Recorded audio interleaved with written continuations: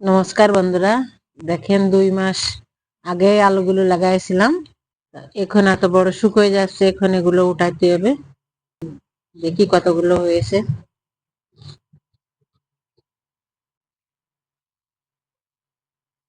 দেখেন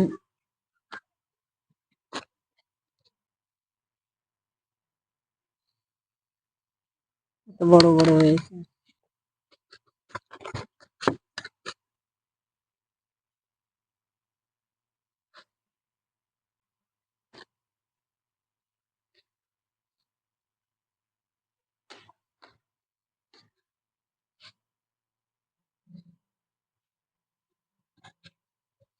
বাস্তাটা খালি করে গরমের জন্য ফিরে সবজি লাগাতে হবে।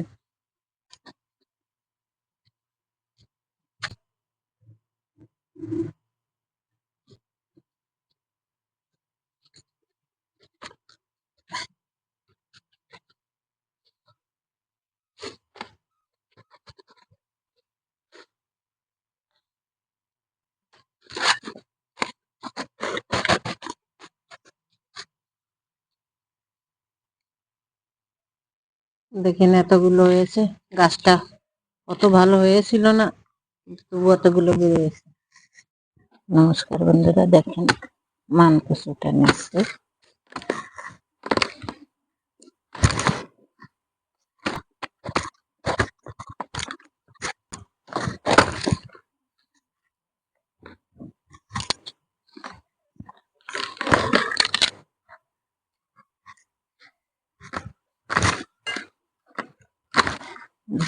এটা বেশি হয়নি, আরো অনেকগুলো উঠবে, পাশে আছে, তবে দেখানো হবে পরে।